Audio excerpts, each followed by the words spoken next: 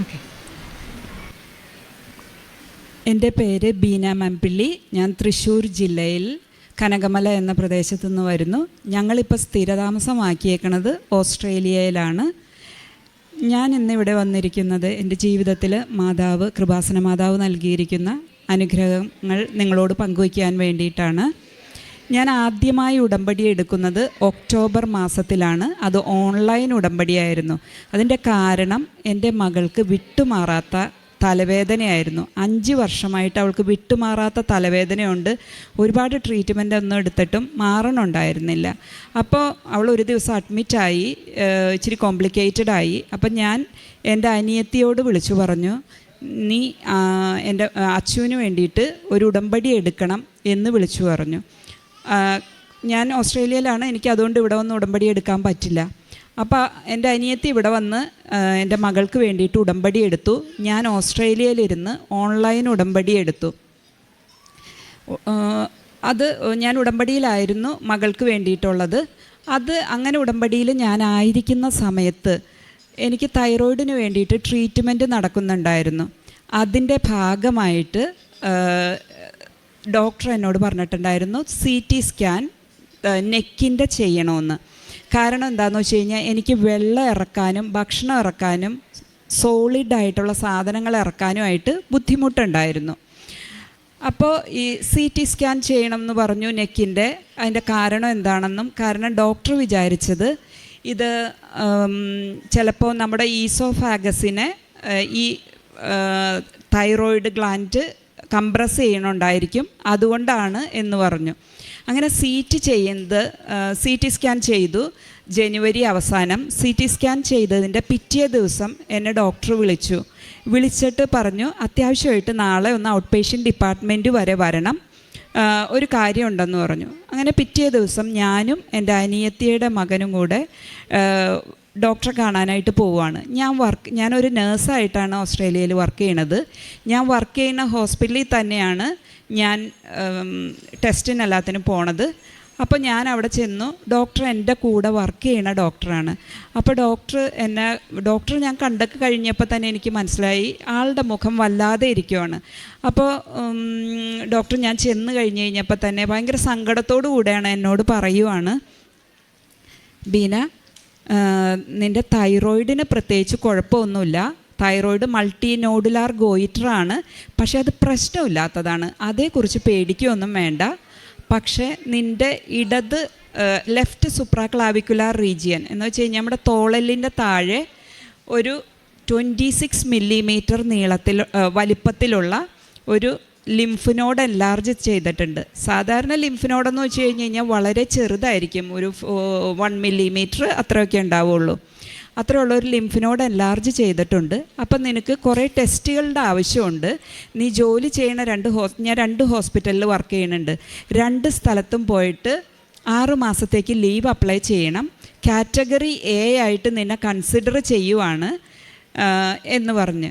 ഓസ്ട്രേലിയയിൽ ഉള്ളൊരു പ്രത്യേകത, നമ്മുടെ രോഗത്തിൻ്റെ സീരിയസ്നെസ് അനുസരിച്ച് കാറ്റഗറി A, B, C എന്ന് അവർ കാറ്റഗറൈസ് ചെയ്യും നമ്മളെ.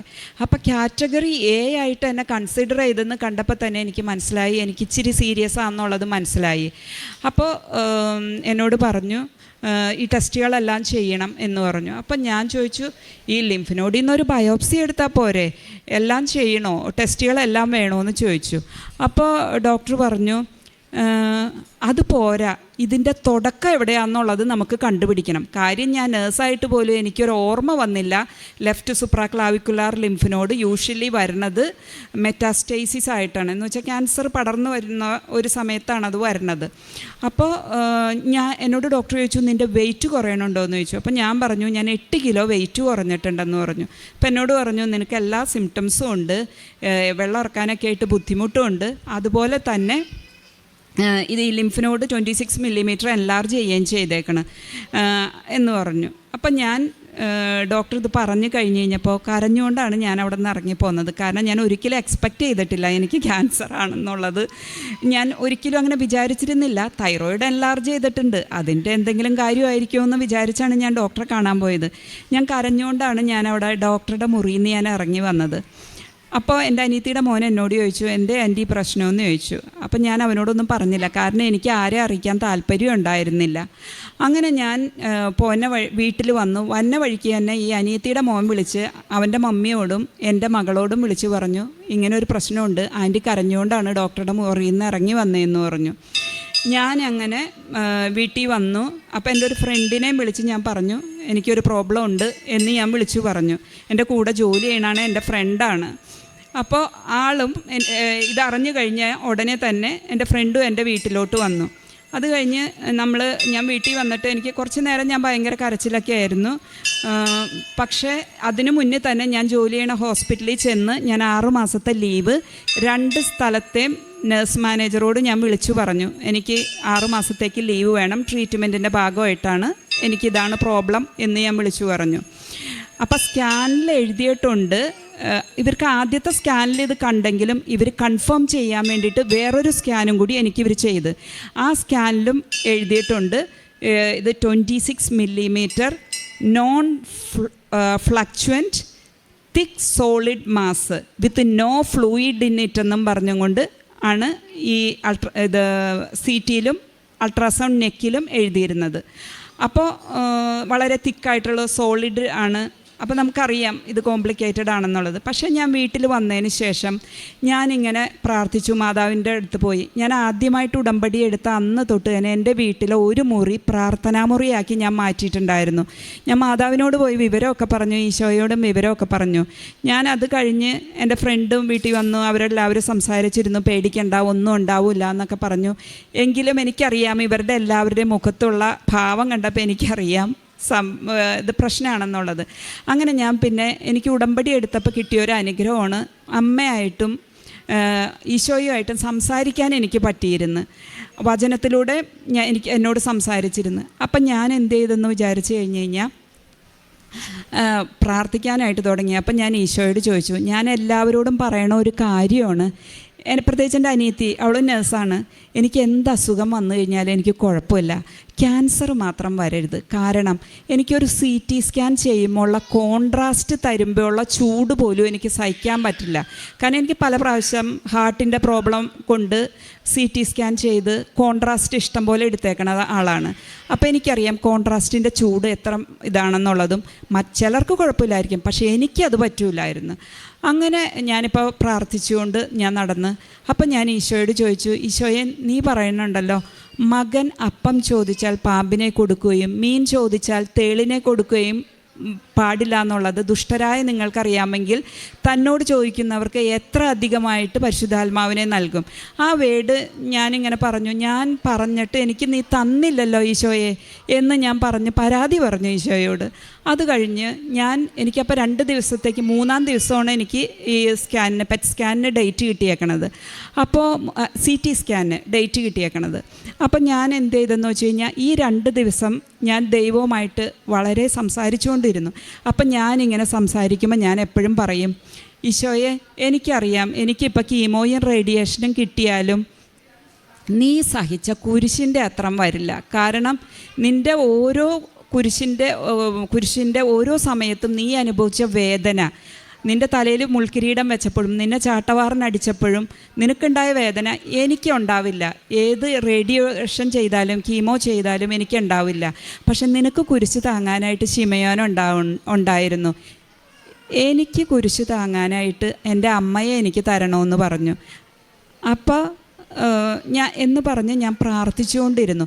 അങ്ങനെ ഞാൻ പ്രാർത്ഥിച്ചതിന് ശേഷം എനിക്ക് വളരെ ആശ്വാസം ഉണ്ടായിരുന്നു, ടെൻഷൻ മാറിക്കിട്ടി എൻ്റെ. അത് കഴിഞ്ഞ് പിന്നെ ഞാൻ 91-ാം സങ്കീർത്തനത്തിലൊരു വചനമുണ്ട്, നിൻ്റെ വലതുവശത്ത് 1000-ങ്ങളും നിൻ്റെ ഇടതുവശത്ത് 1000-ങ്ങളും നിൻ്റെ വലതുവശത്ത് 10,000-ങ്ങളും മരിച്ചു വീണേക്കാം, എങ്കിലും നിനക്കൊരനർത്ഥവും സംഭവിക്കുകയില്ല എന്നുള്ളത്. ഞാൻ ആ വചനം അങ്ങ് പേഴ്സണലൈസ് ചെയ്തു. ഞാൻ പറയാൻ തുടങ്ങി, എൻ്റെ ഇടതുവശത്തുള്ള 1000-ങ്ങൾക്കും എൻ്റെ വലതുവശത്തുള്ള 10,000-ങ്ങൾക്കും ഈ ലെഫ്റ്റ് സുപ്രാക്ലാവിക്കുലാർ ലിംഫിനോട് മെറ്റാസ്റ്റേസിസ് ആയേക്കാം. എന്നാൽ എൻ്റെ സുപ്രാക്ലാവിക്കുലാർ ലിംഫിനോഡിന് ഒരു കുഴപ്പമുണ്ടാവില്ല എന്ന് പറഞ്ഞിട്ട് ഞാൻ പ്രാർത്ഥിക്കാൻ തുടങ്ങി. പക്ഷെ ഞാനിങ്ങനെ ട്രീറ്റ്മെൻറ്റ് എടുക്കുന്നുണ്ട്, അതിൻ്റെ ഉള്ളിൽ കൂടെ ഞാൻ ജോലിക്കും പോകുന്നുണ്ട്. കാരണം എനിക്ക് വല്ലാത്തൊരു ശക്തിയാണ് എനിക്ക് ഈ ഉടമ്പടി ഉള്ളത് കാരണം എനിക്ക് കിട്ടിക്കൊണ്ടിരുന്നത്. അതിൻ്റെ ഇടയ്ക്ക് എനിക്ക് ഭയങ്കര ഒരു ഉറപ്പുണ്ടായിരുന്നു, ഞാൻ ഉടമ്പടിയിലായിരുന്നത് കൊണ്ട് എനിക്കൊന്നും സംഭവിക്കില്ല എന്നൊരു ഉറപ്പുണ്ടായിരുന്നു. അതേ സെയിം സമയം മാനുഷികമായൊരു പേടി എനിക്ക് ഇടയ്ക്കിടയ്ക്ക് കടന്നു വരുമായിരുന്നു. കാരണം ഞാനൊരു നേഴ്സാണ്, പ്രത്യേകിച്ച് ഞാൻ കാർഡിയോ തൊറാക്സിക് സർജറി തിയേറ്ററിലാണ് ഞാൻ വർക്ക് ചെയ്യണത്. അപ്പോൾ അതുകൊണ്ട് ഒരുപാട് പേഷ്യൻസ് വരുന്നതാണ് ഞങ്ങൾക്ക് ഓപ്പറേഷന് വേണ്ടിയിട്ട്. അപ്പോൾ എനിക്കറിയാം ആ ഒരു പേടിയും എനിക്ക് കടന്നു വരും. അങ്ങനെ വന്നു കഴിഞ്ഞ് ഞാൻ അപ്പോൾ ശക്തിപ്പെടാൻ വേണ്ടിയിട്ട് ഞാൻ പ്രാർത്ഥിക്കാൻ തുടങ്ങി. പ്രാർത്ഥിക്കും, എൻ്റെ വലതുവശത്ത് 1000-കൾക്കും എൻ്റെ ഇടതുവശത്ത് 10,000-കൾക്ക് ഈ ലിംഫിനോട് ക്യാൻസർ ആയേക്കാം, പക്ഷേ എനിക്കതാവില്ല എന്ന് ഞാൻ എന്നുള്ള നിൻ്റെ വചനത്തിൽ ഉറച്ച് വിശ്വസിക്കുന്നു കർത്താവേ എന്ന് പ്രാർത്ഥിക്കും. അതുപോലെ തന്നെ ഇതാണെന്ന് കണ്ട ഉടനെ തന്നെ എൻ്റെ ഹസ്ബൻഡിന് കൃപാസനത്തിൽ വലിയ വിശ്വാസമൊന്നുമില്ലായിരുന്നു. ഞാൻ ഒറ്റയ്ക്ക് ഇരുന്നാണ് എൻ്റെ വീട്ടിൽ കൃപാസനം പ്രത്യക്ഷീകരണ മധ്യസ്ഥ പ്രാർത്ഥന ചൊല്ലിക്കൊണ്ടിരുന്നത്. ഇതറിഞ്ഞ അന്ന് പിറ്റേ ദിവസം വെളുപ്പിന് എൻ്റെ ഹസ്ബൻഡ് 5 മണിക്ക് എഴുന്നേറ്റ് കൊന്ത ചെല്ലാനായിട്ട് പോയി. ഞാനും കൂടെ ഇരുന്ന്, ആളെൻ്റെ കൂടെ ഇരുന്ന് പ്രത്യക്ഷീകരണ പ്രാർത്ഥന ചൊല്ലി പ്രാർത്ഥിക്കാൻ തുടങ്ങി. പിന്നെ ഞങ്ങളുടെ ജീവിതത്തിൽ ഇതൊരു റുട്ടീനായിട്ട് മാറി ഈ പ്രാർത്ഥന. ആ പ്രാർത്ഥന കഴിയുമ്പോൾ ഞാൻ ഈ ഉടമ്പടി തൈലം എടുത്ത് എൻ്റെ ഈ സുപ്രാക്ലാവിക്കുലർ റീജിയനിൽ ഞാൻ പുരട്ടുമായിരുന്നു. അങ്ങനെ 2 ആഴ്ചയും കൊണ്ട് എൻ്റെ ടെസ്റ്റുകളെല്ലാം പൂർത്തിയായി. ഫെബ്രുവരി 13-ന് ഇവർ, കാരണം ഈ CT സ്കാൻ, പെറ്റ് സ്കാൻ ഇതെല്ലാം ചെയ്ത് കഴിഞ്ഞിട്ടും ഇവർക്കൊന്നും കാണാനായിട്ട് പറ്റണില്ല. അങ്ങനെ വന്നു കഴിഞ്ഞ് കഴിഞ്ഞപ്പോൾ ഇവർ ബയോപ്സി എടുക്കാനായിട്ട് തീരുമാനിച്ചു. അങ്ങനെ ബയോപ്സിക്ക് വേണ്ടിയിട്ട് ഞാൻ ഹോസ്പിറ്റലിൽ പോകാനായിട്ട് റെഡിയാവുകയാണ്. അപ്പോൾ എനിക്ക് ഭയങ്കര വിശ്വാസം ഉണ്ടായിരുന്നു, അമ്മ എനിക്ക് എല്ലാം മാറ്റി തരുമെന്നുള്ളത്. പിന്നെ അതിനിടയ്ക്ക് പറയാനുള്ളൊരു കാര്യമെന്ന് വെച്ച് കഴിഞ്ഞാൽ എൻ്റെ വീട്ടിൽ പലപ്പോഴും വിദേശത്താണ്, കൂടെ വരാൻ ആരുമില്ല, എല്ലാവർക്കും ജോലിയും ക്ലാസ്സും എല്ലാവരുമാണ്. അപ്പം ഞാൻ പോകണ സമയത്ത് എനിക്ക് പോകാനായിട്ട് പേടിയുണ്ട് ഒറ്റയ്ക്ക്. അപ്പം ഞാനിങ്ങനെ പോകാൻ ഇറങ്ങുമ്പോഴായിരിക്കും ചിലപ്പോൾ എൻ്റെ നെയ്ബർ വിളിച്ചിട്ട് പറയും, ചേച്ചി ഞാൻ ഇന്ന് ഓഫാണ്, ഞാൻ ചേച്ചിയുടെ കൂടെ വരുവാണ്, ചേച്ചിക്ക് കൂട്ടായിട്ട് എന്ന് പറയും. അങ്ങനെ ആരെങ്കിലുമൊക്കെ ആയിട്ട് അമ്മ എൻ്റെ കൂടെ പറഞ്ഞയക്കുമായിരുന്നു. അങ്ങനെ പറഞ്ഞ് എൻ്റെ ബയോപ്സിയുടെ ഡേറ്റ് ഫെബ്രുവരി 13 എത്തി. അപ്പോൾ എനിക്ക് ഭയങ്കര ടെൻഷനാകാൻ തുടങ്ങി. ഞാൻ എന്നിട്ട് വീണ്ടും, എന്നാൽ എനിക്ക് വിശ്വാസമുണ്ട്, വിശ്വസിച്ച് ഞാൻ പ്രാർത്ഥിക്കുന്നുണ്ട്. അങ്ങനെ ഞാൻ എന്ത് ചെയ്തെന്ന് വെച്ച് കഴിഞ്ഞാൽ ഫെബ്രുവരി 13-ന് കാലത്ത് ഞാൻ എഴുന്നേറ്റു. എൻ്റെ പ്രാർത്ഥനകളെല്ലാം കഴിഞ്ഞ് പോണ സമയത്ത് ഞാൻ എവിടെ പുറത്ത് പോയാലും 91-ാം സങ്കീർത്തനം ചൊല്ലിയിട്ട് ഞാൻ പുറത്ത് പോകുകയുള്ളൂ. അതുപോലെ തന്നെ ഞാൻ 91-ാം സങ്കീർത്തനം ചൊല്ലി പ്രാർത്ഥിച്ച് ബൈബിള് തുറന്നു. അപ്പം എനിക്ക് കിട്ടിയ വചനം ഡ്യൂട്രോണമി എന്നുള്ളത്, നിൻ്റെ ദൈവമായ കർത്താവ് നിൻ്റെ സംരക്ഷണത്തിനായി നിനക്ക് മുന്നേ പുറപ്പെട്ടിരിക്കുന്നു. അത് വായിച്ചപ്പോൾ എനിക്ക് മനസ്സിലായി ഇന്ന് എന്തോ അത്ഭുതം നടക്കും എന്നുള്ളത് വിശ്വസിച്ചു. ഞാൻ ഹോസ്പിറ്റലിൽ ചെന്നു. അപ്പോൾ അന്ന് എൻ്റെ കൂടെ പോരാനായിട്ട് ആരുമില്ല, എൻ്റെ ഹസ്ബൻഡിന് ജോലിയുണ്ടെന്ന് പറഞ്ഞതാണ്. ഞാൻ പുറത്തിറങ്ങി കാർ എടുക്കാനായിട്ട് പോകുമ്പോൾ എൻ്റെ ഹസ്ബൻഡ് എന്നോട് പറഞ്ഞു, ഞാൻ ഇന്ന് ജോലിക്ക് പോകണില്ല, ഞാനും നിൻ്റെ കൂടെ വരുവാണെന്ന് പറഞ്ഞു. ഞങ്ങൾ 2 പേരും കൂടെ ഹോസ്പിറ്റലിൽ ചെന്ന് ഇതിനുള്ള ബയോപ്സിക്കുള്ള ഫോമെല്ലാം ഫില്ല് ചെയ്ത് കൊടുത്ത് ബയോപ്സിക്ക് വേണ്ടിയിട്ട് ഞാൻ കിടക്കുവാണ്. അപ്പോൾ ഡോക്ടർ എന്നോട് പറഞ്ഞു, നിൻ്റെ മാസ് ഭയങ്കര കട്ടിയുള്ള മാസാണ്, കട്ടിയുള്ള തിക്കായിട്ടുള്ള ടിഷ്യൂ ആണ്. ഒരു പക്ഷേ ഞങ്ങൾക്ക് സിറിഞ്ചും നീഡിലും വെച്ചിട്ട് അത് ഇന്ന് എടുക്കാൻ പറ്റിയെന്ന് വരില്ല. അങ്ങനെ വരുവാണെങ്കിൽ ചെറിയൊരു ഇൻസിഷൻ ഇട്ട് ഞങ്ങൾ അവിടെ നിന്ന് ടിഷ്യൂ എടുക്കുമെന്ന് പറഞ്ഞു. അപ്പം ഞാൻ ശരി എന്ന് പറഞ്ഞു. അങ്ങനെ ഇവരെനിക്ക് അവിടെ നിന്ന് ബയോപ്സി എടുക്കാൻ വേണ്ടിയിട്ട് ലോക്കൽ അനസ്തേഷ്യ തന്നു. ലോക്കൽ അനസ്തേഷ്യ തന്നും കൊണ്ട് അവർ ടിഷ്യൂ എടുക്കാൻ നോക്കിയപ്പോൾ എനിക്ക് സഹിക്കാൻ വയ്യാത്ത വേദന. അങ്ങനെ ഞാൻ എന്ത് ചെയ്തെന്ന് വിചാരിച്ച് കഴിഞ്ഞ് ഡോക്ടറോട് പറഞ്ഞു, എനിക്ക് പറ്റണില്ല, ഭയങ്കര പെയിൻ എന്ന് പറഞ്ഞപ്പോൾ അവർ പ്രൊസീജിയർ സ്റ്റോപ്പ് ചെയ്തിട്ട് ഇവർ എനിക്ക് വീണ്ടും അനസ്തേഷ്യ തന്നു, എല്ലാം മരവിക്കാനുള്ള ഇഞ്ചക്ഷൻ തന്നു. അങ്ങനെ ഇഞ്ചക്ഷൻ തന്ന് ഞാനത് തരുന്നുകൊണ്ടിരിക്കുമ്പോൾ ഞാൻ 2 പ്രാവശ്യം മാതാവിനോട് പ്രാർത്ഥിച്ചു, അമ്മ എനിക്ക് പേടിയാവണം, അമ്മയുടെ മടിയിൽ എനിക്ക് തല വെച്ച് കിടക്കണം, എനിക്ക് പേടിയാവണം എന്ന് പറഞ്ഞു. എനിക്ക് ഇച്ചിരി പേടി കൂടുതലുള്ള കൂട്ടത്തിലാണ്. അങ്ങനെ ഞാൻ ഈ 2 പ്രാവശ്യം മാതാവിനോട് പറഞ്ഞത് മാത്രമേ എനിക്ക് ഓർമ്മയുള്ളൂ. ഞാൻ ഉറങ്ങിപ്പോയി. പിന്നെ എൻ്റെ പ്രൊസീജിയർ കഴിഞ്ഞ് എനിക്ക് മയങ്ങാനുള്ള ഇഞ്ചക്ഷൻ തന്നിട്ടില്ല കേട്ടോ, വെറും മരവിപ്പിക്കാൻ മാത്രമേ ഇഞ്ചക്ഷൻ തന്നിട്ടുള്ളൂ. ഞാൻ അവിടെ കിടന്ന് ആ ടേബിളിൽ കിടന്ന് ഞാൻ ഉറങ്ങുവാണ്. എൻ്റെ ഉറക്കത്തിൽ നിന്ന് എന്നെ വിളിച്ച് എഴുന്നേൽപ്പിക്കുന്നത് ഡോക്ടറാണ്. ഡോക്ടർ വിളിച്ച് എഴുന്നേൽപ്പിച്ചും കൊണ്ട് എന്നോട് പറഞ്ഞു, ഇനി അവിടെ ഒന്നുമില്ല കേട്ടോ, എല്ലാം പോയി എന്ന് പറഞ്ഞ്. അപ്പം ഞാനിങ്ങനെ കണ്ണു തുറിച്ച് ഡോക്ടറെ നോക്കുവാണ്, ഇതെന്താ ഇങ്ങനെ പറയണേന്ന്. അപ്പം എന്നോട് പറഞ്ഞു, നമ്മൾ പ്രതീക്ഷിച്ച പോലെയല്ല, ഞങ്ങളത് കുത്തി സിറിഞ്ച് നീഡിലും വെച്ച് ബയോപ്സി എടുക്കാനായിട്ട് നോക്കിയപ്പോൾ അതിനകത്ത് നിന്ന് കിട്ടിയേക്കണത് വെറും വെള്ളമാണെന്ന് പറഞ്ഞുകൊണ്ട് എന്നെ സിറിഞ്ച് പൊക്കി ആൾ കാണിച്ചു തന്നു. എന്നിട്ട് പറഞ്ഞു, ഇനി അവിടെ ഒന്നുമില്ല, അവിടെ ഉള്ളതെല്ലാം ഞങ്ങളിങ്ങോട്ട് എടുത്തു. പിന്നെ നിൻ്റെ തൈറോയിഡും ഇപ്പം കാണുന്നില്ല. കാരണം എനിക്ക് മൾട്ടി നോഡുലാർ ഗോയിറ്ററുള്ള ആളായിരുന്നു. എൻ്റെ കഴുത്തിൽ ശരിക്കും അറിയായിരുന്നു അത്. തൈറോയിഡും ഇല്ല എന്നുള്ളത് എന്നോട് ഡോക്ടർ പറഞ്ഞു. എനിക്ക് ഭയങ്കര വിശ്വാസമായി. അപ്പോൾ എൻ്റെ കയ്യിലൊരു പേപ്പറിൽ ഒരു പ്രാർത്ഥന ഉണ്ടായിരുന്നു. ആ പ്രാർത്ഥന ഞാൻ എൻ്റെ ഡോക്ടർക്ക്, അപ്പം ഞാനത് കൊണ്ടുപോയത് എന്തും പറഞ്ഞുകൊണ്ടാണെന്നറിയാവോ, എൻ്റെ സ്കാൻ ചെയ്ത് കഴിയുമ്പോൾ ബയോപ്സി എടുത്ത് കഴിയുമ്പോൾ ബയോപ്സി എടുക്കാനായിട്ട് ആ മുഴ അവിടെ ഉണ്ടാവില്ല. ഇത് കഴിയുമ്പോൾ ഞാൻ എൻ്റെ ഡോക്ടറുടെ വിശ്വാസത്തിന് വേണ്ടിയിട്ട് ഈ പ്രാർത്ഥന ഞാൻ ഡോക്ടർക്ക് കൊടുക്കുമെന്നും പറഞ്ഞിട്ടാണ് ഈ പ്രാർത്ഥന ഒരു പേപ്പറിൽ പ്രിൻ്റ് ചെയ്ത് മടക്കി എൻ്റെ കയ്യിലുണ്ടായിരുന്നു. ഒരു ഇംഗ്ലീഷുകാരൻ ഡോക്ടറായിരുന്നു. എൻ്റെ ഇതെല്ലാം കഴിഞ്ഞ് ഡോക്ടർ എന്നോട് പറഞ്ഞു, ഇനി അവിടെ മുഴയില്ല എന്ന്, തൈറോയിഡും കാണാനില്ല എന്ന് പറഞ്ഞു. ഞാൻ ഈ പേപ്പർ മടക്കിയത് അങ്ങനെ തന്നെ ഡോക്ടറുടെ കയ്യിലോട്ട് കൊടുത്തിട്ട് ഞാൻ പറഞ്ഞു, നീ ഇത് വായിക്കണം, നിനക്കിത് നിൻ്റെ ലൈഫിൽ വെർത്താകും, നീ ഇത് വായിക്കണം എന്ന് പറഞ്ഞുകൊണ്ട് ഞാൻ ഈ പേപ്പർ കൊടുത്ത് ഞാൻ അവിടെ നിന്ന് ഇറങ്ങിപ്പോന്നു. എനിക്കറിയില്ല എൻ്റെ ജീവിതത്തിൽ ഇത്രയും വലിയൊരു അനുഗ്രഹം തന്ന എൻ്റെ അമ്മയോടും എൻ്റെ ഈശോയോടും എനിക്ക് എങ്ങനെ നന്ദി പറയണം എന്നറിയില്ല. അതേ സമയത്ത് തന്നെ ഞാൻ ഈ ഉടമ്പടി തൈലം പുരട്ടി ഞാൻ ആ പ്രാർത്ഥിക്കുന്ന സമയത്ത് എന്നും എനിക്കൊരു പ്രത്യേക അനുഭവം മാതാവിൽ നിന്നുണ്ടാവുമായിരുന്നു. അതുപോലെ തന്നെ ഞാൻ ആക്ച്വലി ഞാൻ ആദ്യമായിട്ട് ഓൺലൈൻ ഉടമ്പടി എടുക്കുന്നതും എൻ്റെ അനിയത്തി തീർത്ഥാടന ഉടമ്പടി എടുക്കുന്നതും 5 വർഷമായ എൻ്റെ മകളുടെ വിട്ടുമാറാത്ത തലവേദനയാണ്. അപ്പോൾ ആ തലവേദനയ്ക്ക് വേണ്ടിയിട്ട് ഉടമ്പടി എടുത്തു. അവളുടെ ഈ ഒരു ദിവസം അവൾ പെട്ടെന്ന് തലവേദന കൂടി, അവൾക്ക് കണ്ണൊക്കെ കാണാനായിട്ട് വല്ലാത്തൊരു ലൈറ്റ് കണ്ണിലേക്ക് അടിക്കണ പറ്റണില്ല എന്ന് പറഞ്ഞ് തീരെ വയ്യായിരുന്നു. അങ്ങനെ GPയുടെ അടുത്ത് കൊണ്ടു ചെന്ന് കഴിഞ്ഞപ്പോൾ അവിടെ ജനറൽ പ്രാക്ടീഷണറുടെ അടുത്തേക്കാണ് നമ്മൾ ആദ്യം പോണത്. കൊണ്ടു ചെന്ന് കഴിഞ്ഞപ്പോഴത്തേക്കും ഡോക്ടർ പറഞ്ഞു, 5 വർഷമായ തലവേദന, വെരി യങ്, സോ നിങ്ങൾ എമർജൻസി ഡിപ്പാർട്ട്മെൻറ്റിലേക്ക് കൊണ്ടുപോകണം എന്ന് പറഞ്ഞു. അവർ എമർജൻസി ഡിപ്പാർട്ട്മെൻറ്റിലേക്ക് ഞങ്ങൾ കൊണ്ടുപോയി. സ്കാനെല്ലാം കാര്യങ്ങളെല്ലാം കഴിഞ്ഞു.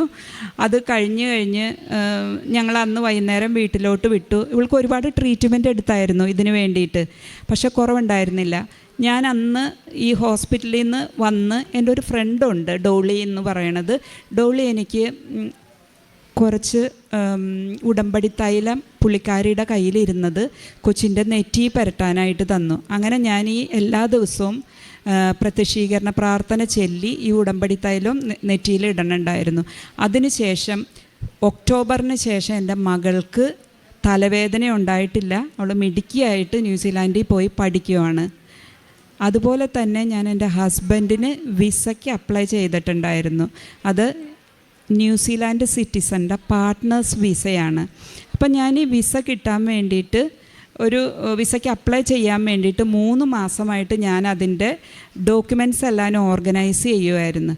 അപ്പോൾ ന്യൂസിലാൻഡ് പോലീസ് ക്ലിയറൻസ് വേണം, ഓസ്ട്രേലിയൻ പോലീസ് ക്ലിയറൻസ് വേണം, അതുപോലെ തന്നെ ഇന്ത്യൻ പോലീസ് ക്ലിയറൻസ് വേണം. ഈ ഇന്ത്യൻ പോലീസ് ക്ലിയറൻസാണ് നമുക്ക് കിട്ടാനായിട്ട് ഏറ്റവും ബുദ്ധിമുട്ടുള്ളത്. മറ്റേതെല്ലാവരും എനിക്ക് വെറും 2 ദിവസവും കൊണ്ട് കിട്ടി. ഇന്ത്യൻ പോലീസ് ക്ലിയറൻസ് 2.5 മാസം കൊണ്ടാണ് കിട്ടിയത്. എൻ്റെ ഹസ്ബൻഡിൻ്റെ വിസ എക്സ്പയറി ആവണത് എന്നാന്ന് വെച്ച് കഴിഞ്ഞാൽ മാർച്ച് 23-നാണ്. ഈ അപ്പോൾ ഞാൻ ഈ ഡോക്യുമെൻറ്റ്സ് എല്ലാം ഗ്യാദർ ചെയ്ത് ഡിസംബർ 1st വീക്കിൽ ഞാൻ എൻ്റെ ഹസ്ബൻഡിന് വിസയ്ക്ക് സബ്മിറ്റ് ചെയ്തു.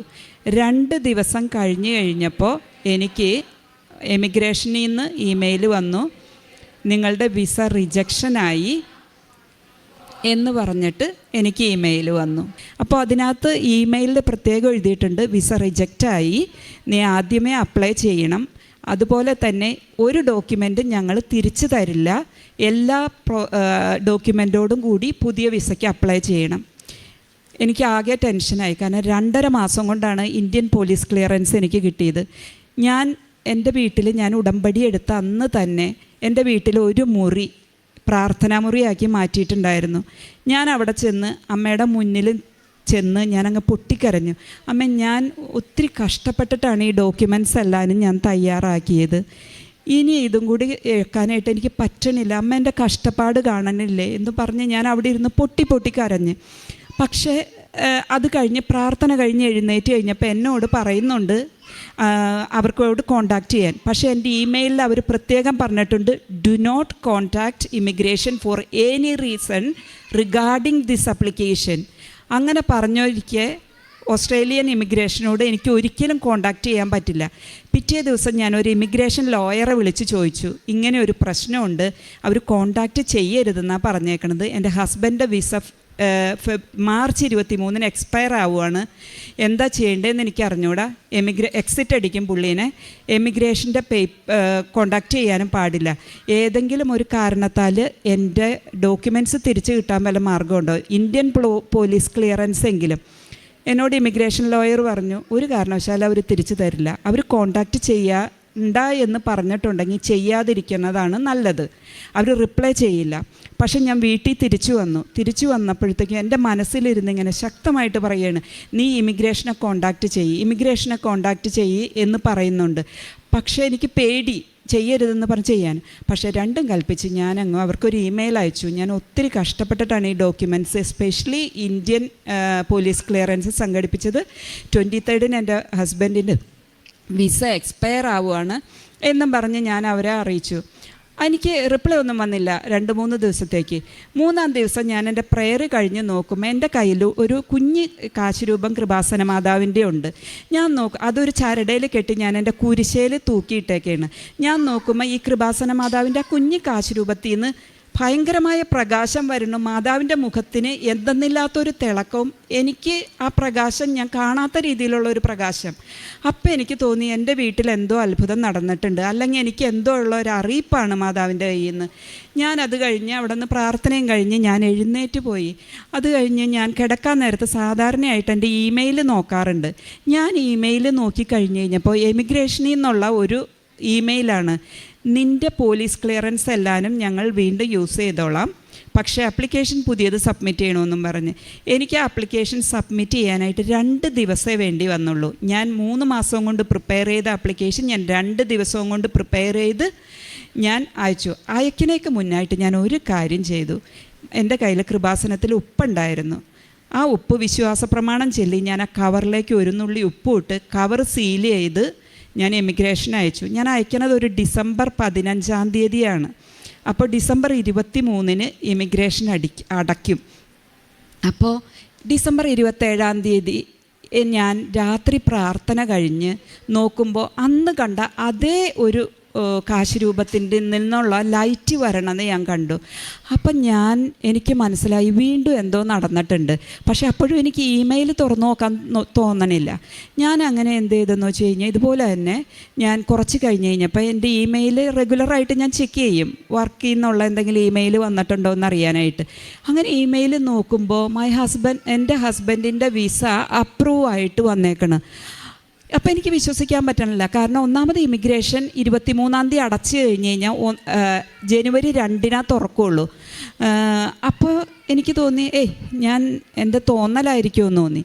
ഞാൻ വേഗം എൻ്റെ മകളവിടെ അടുത്തുണ്ട്, അവളെ വിളിച്ചുകൊണ്ട് ഞാൻ പറഞ്ഞു, മോനെ ഇത് എന്താണ് എഴുതിയേക്കണേന്നൊന്ന് വായിച്ചു നോക്കാൻ പറഞ്ഞു. അപ്പോൾ എൻ്റെ മോൾ എന്നോട് പറഞ്ഞു, മമ്മി പപ്പയുടെ വിസ അപ്രൂവ് ആയെന്ന് പറഞ്ഞു. അപ്പോൾ എനിക്ക് ഒട്ടും വിശ്വസിക്കാൻ പറ്റണില്ല. കാരണം എന്താണെന്ന് വെച്ച് കഴിഞ്ഞ് കഴിഞ്ഞാൽ, ഒരു വിസിറ്റിംഗ് വിസയ്ക്ക് അപ്ലൈ ചെയ്താൽ പോലും മെഡിക്കൽ വേണം. എൻ്റെ ഹസ്ബൻഡിനാണെന്നുണ്ടെങ്കിൽ ടൈപ്പ് 2 ഡയബറ്റീസ് ആണ്, കൊളസ്ട്രോൾ ഉണ്ട്. ടൈപ്പ് 2 ഡയബറ്റീസുകാർക്കും ഒക്കെ ഇച്ചിരി ബുദ്ധിമുട്ടാണ് അവിടെ വിസയുടെ കാര്യത്തിന്. കാരണം അവർക്ക് ഫ്യൂച്ചറിൽ കോംപ്ലിക്കേഷൻസ് ഉണ്ടാകും. അപ്പോൾ ഇതൊക്കെ ഉണ്ട്. അപ്പം ഞങ്ങൾ കുറേ ദിവസമായിട്ട് ഒരു 3-4 മാസമായിട്ട് അതിൻ്റെ പ്രിപ്പറേഷനിലാണ്. പുള്ളിക്ക് ഫുഡൊക്കെ കുറച്ച് കൊടുത്ത് അങ്ങനെ അതിന് വേണ്ടിയിട്ട് മെഡിക്കലിന് വേണ്ടിയിട്ടുള്ളൊരു പ്രിപ്പറേഷനും കൂടി ഉണ്ടായിരുന്നു. അപ്പോൾ ഈ 10 ദിവസവും പോലും എടുക്കാതെ വിസ കിട്ടിയേക്കണ്, മെഡിക്കൽ കഴിഞ്ഞിട്ടില്ല. നോർമലായിട്ട് ഈ ന്യൂസിലാൻഡ് സിറ്റിസൻ്റെ പാർട്ട്നേഴ്സ് വിസയുടെ പ്രോസസ്സിങ് ടൈം 6 മുതൽ 18 മാസം വരെയാണ്. ഏറ്റവും ആദ്യമായിട്ട് പുള്ളി വിസയ്ക്ക് അപ്ലൈ ചെയ്തപ്പോഴും പുള്ളിക്ക് 9 മാസം എടുത്തു ആ വിസ കിട്ടാനായിട്ട്. അപ്പം നമ്മൾ 6 തൊട്ട് 18 മാസം വരെയാണ് നമ്മളിത് കാലാവധി. അപ്പോൾ നമ്മൾ ഇതിന് വേണ്ടിയിട്ട് വെയിറ്റ് ചെയ്യുന്ന ഒരാൾക്ക് 10 ദിവസം പോലും എടുക്കാതെ വിസ വന്നേക്കണു. എന്നിട്ടും എനിക്ക് എൻ്റെ മോള് പറഞ്ഞിട്ടും എനിക്ക് വിശ്വാസമായില്ല. അങ്ങനെ ഞാൻ വേഗം എന്ത് ചെയ്തെന്ന് വെച്ച് കഴിഞ്ഞാൽ എൻ്റെ വേറൊരു മകളുണ്ട്, ആളെയും കാണിച്ചു. അപ്പോഴും ഇത് തന്നെയാണ്, വായിക്കുന്നവരെല്ലാവരും ഇത് തന്നെയാണ് എന്നോട് പറയണത്. അങ്ങനെ ഞാൻ വിശ്വാസം വന്നില്ല എനിക്ക്. ഓസ്ട്രേലിയൻ വിവോ സൈറ്റ് എന്നും പറഞ്ഞിട്ട് നമ്മുടെ എമിഗ്രേഷൻ സ്റ്റാറ്റസ് അറിയാനുള്ള ഒരു സൈറ്റാണ് ഓസ്ട്രേലിയൻ ഗവൺമെൻറ്റിൻ്റെ. അതിനകത്ത് കയറി നോക്കിയപ്പോൾ എൻ്റെ ഹസ്ബൻഡിന് ഡിസംബർ 28 വരെ വിസ 2028 വരെ വിസ ഉണ്ട് ഓസ്ട്രേലിയയിൽ നിൽക്കാനായിട്ട്. അപ്പോഴാണ് എനിക്ക് ഉറപ്പായത്.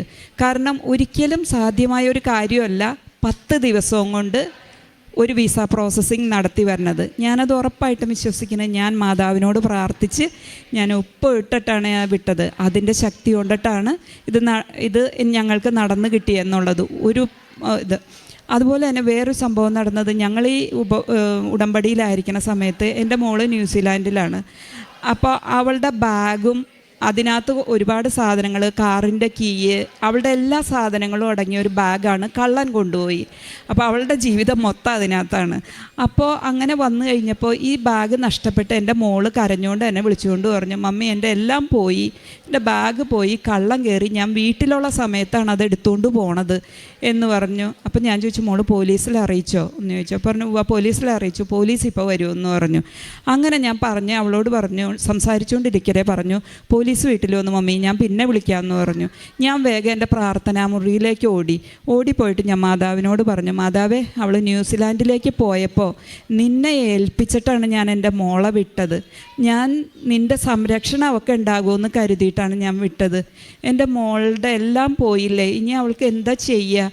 ഞാൻ മാതാവേ, എനിക്ക് അവളുടെ ബാഗ് തിരിച്ചു കൊടുക്കണം എന്ന് പറഞ്ഞുകൊണ്ട് ഞാനൊരു വിശ്വാസ പ്രമാണവും ഒരു എത്രയും ദൈവമാതാവും പരിശുദ്ധരാജ്ഞിയും ചൊല്ലി ഞാൻ അമ്മയോട് പറഞ്ഞ, അമ്മേ, 1/2 മണിക്കൂറിനുള്ളിൽ എനിക്ക് എൻ്റെ മോളുടെ ഫോൺ കോൾ വരണം, അവളുടെ സാധനം തിരിച്ച് കിട്ടി എന്നുള്ളത്.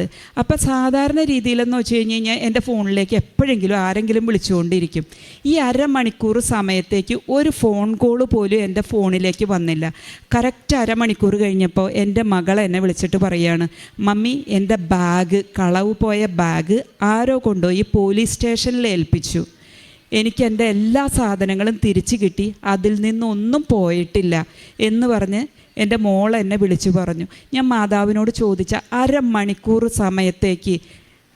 സമയത്തിനുള്ളിൽ എൻ്റെ ബാഗ് മാതാവ് ആരുടെയോ കൈവശം എങ്ങനെയോ പോലീസ് സ്റ്റേഷനിൽ എത്തിച്ച് എല്ലാ സാധനങ്ങളും എൻ്റെ മകൾക്ക് തിരിച്ചു കിട്ടി. അതുപോലെ തന്നെ ഉടമ്പടി എടുത്തിട്ട് ഞങ്ങളുടെ കുടുംബത്തിൽ ദൈവാനുഗ്രഹത്തിൻ്റെ വലിയ പെരുമഴ തന്നെയാണ് ഞങ്ങളുടെ കുടുംബത്തിൽ നടന്നുകൊണ്ടിരിക്കുന്നത്. ഒരു കാര്യം ഞാൻ ആവശ്യപ്പെട്ട് കഴിഞ്ഞ് കഴിഞ്ഞാൽ വിത്തിൻ 2 ഡേയ്സിൽ എനിക്ക് മാതാവ് തരുന്നുണ്ട്. അതുപോലെ ഞാൻ ഉടമ്പടിയിൽ ഞാൻ വാഗ്ദാനം ചെയ്തിരുന്ന കാര്യങ്ങൾ എല്ലാം തന്നെ എത്ര ബുദ്ധിമുട്ടിയിട്ടാണേലും ഞാൻ ജോലിക്ക് പോകുന്നുണ്ട്, എന്നാലും ഒരിക്കലും ഞാൻ മുടക്കം വരുത്താതെ എല്ലാ കാര്യങ്ങളും ഉപവാസവും എല്ലാം ചെയ്യും. അതുപോലെ തന്നെ എൻ്റെ ഈ ടെസ്റ്റും ട്രീറ്റ്മെൻറ്റും എല്ലാം കഴിഞ്ഞതിന് ശേഷം 8 കിലോ വെയിറ്റ് കുറഞ്ഞ ഞാൻ വീണ്ടും ഇപ്പോൾ വെയിറ്റ് കൂടി വന്ന് 54 കിലോയിലേക്ക് ഞാൻ മാറി. ഇതെല്ലാം ചെയ്ത് എൻ്റെ കുടുംബത്തിന് ഇത്രയും വലിയ അനുഗ്രഹങ്ങൾ തന്ന അമ്മയ്ക്കും തിരുക്കുമാരനും 1000 നന്ദി. ബീന മാമ്പള്ളി, ഓസ്ട്രേലിയയിൽ നിന്ന് വന്ന ഈ സഹോദരി പറഞ്ഞ സാക്ഷ്യമാണ് നമ്മളിപ്പോൾ കേട്ടത്. ഈ സഹോദരി പറഞ്ഞ സാക്ഷ്യം എന്ന് പറയുന്നത്, ആദ്യമായി പറഞ്ഞത് തൻ്റെ തൈറോയിഡ് ചെക്ക് ചെയ്യുന്നതിന് വേണ്ടിയിട്ട്, അതായത് അതൊന്ന് തൈറോയിഡിൻ്റെ രോഗം ഒന്ന് പരിശോധിക്കുന്ന ഡോക്ടറെ കാണുന്നതിന് വേണ്ടിയിട്ട് പോയതാണ്.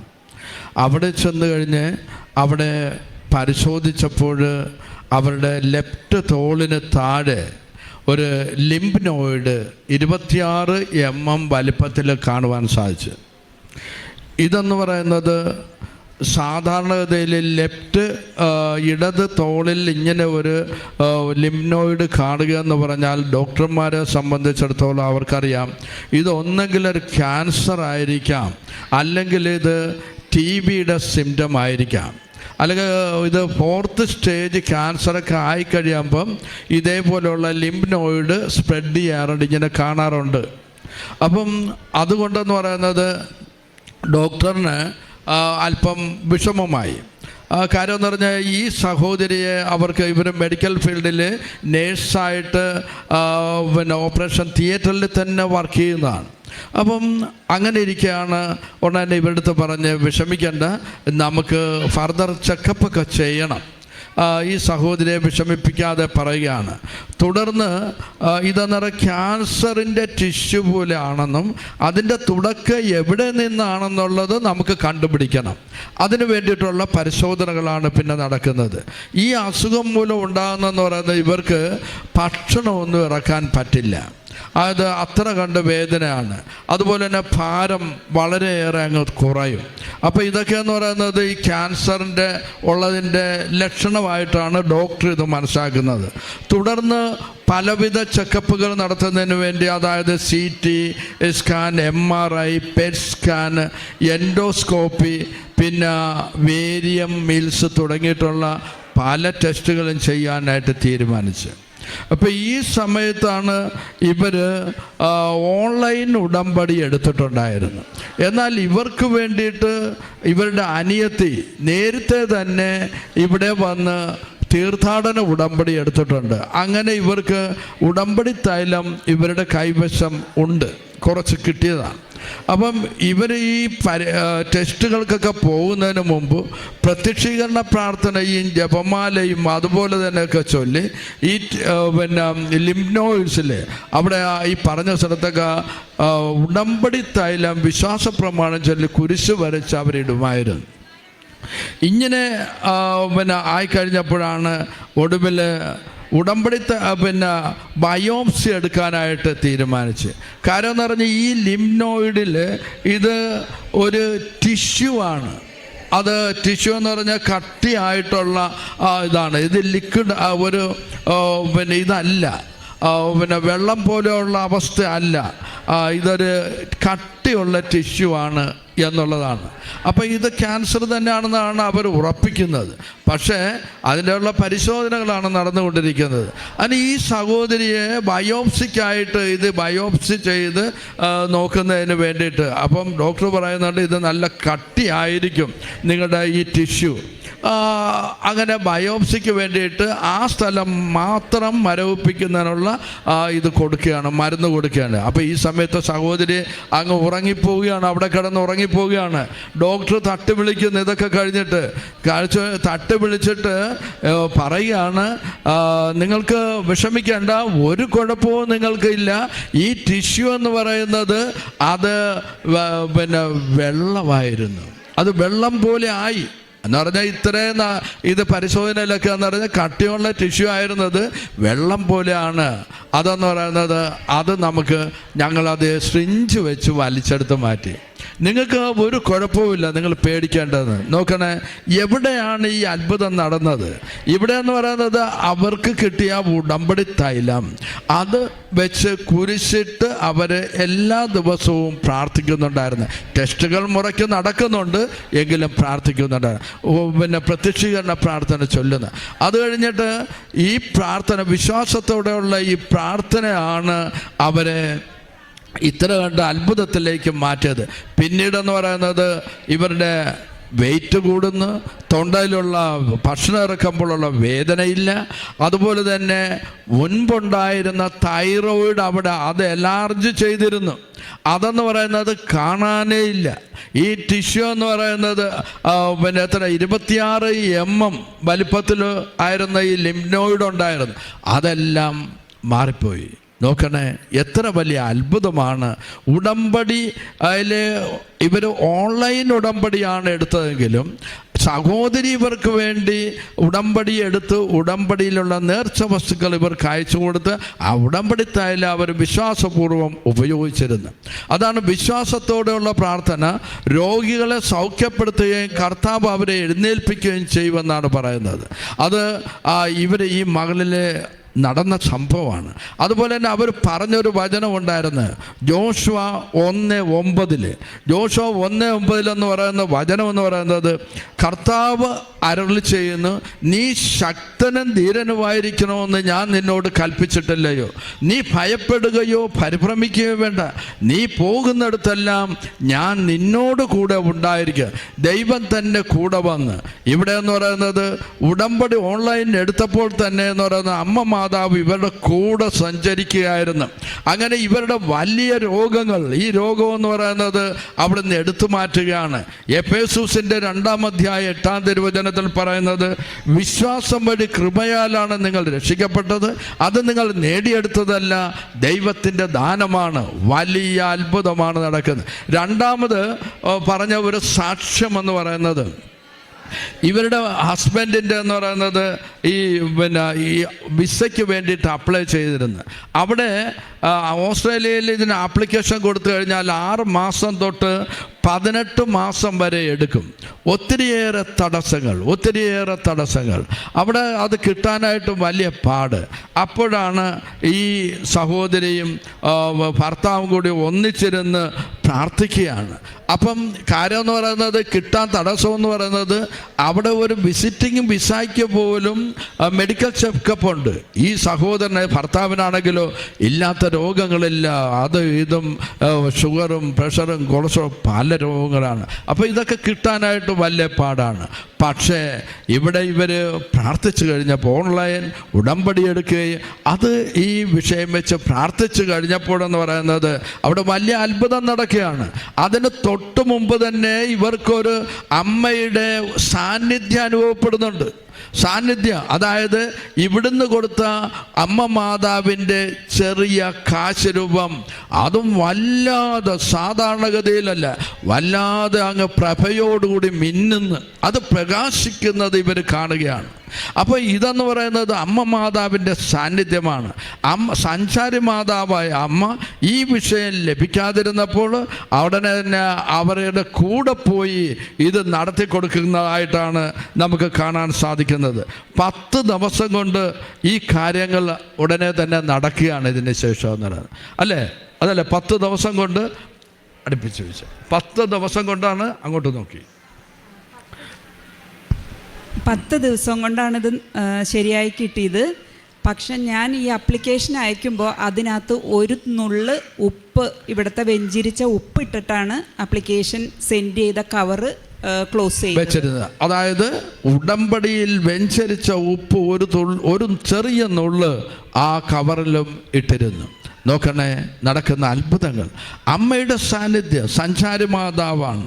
അമ്മ അവിടെ പോയി നടക്കാത്ത കാര്യങ്ങൾ നടത്തിക്കൊടുക്കുക. അതാണ് വിശ്വാസം വഴി കൃപയാലാണ് ഞങ്ങൾ രക്ഷിക്കപ്പെട്ടത്, അത് ഞങ്ങൾ നേടിയെടുത്തതല്ല, ദൈവത്തിൻ്റെ വലിയ ദാനമാണെന്നുള്ള തിരിച്ചറിവാണ് ഈ മകളിലൂടെ കിട്ടിയ ഈ വലിയ സാക്ഷ്യങ്ങൾ നമുക്ക് തരുന്ന സന്ദേശം.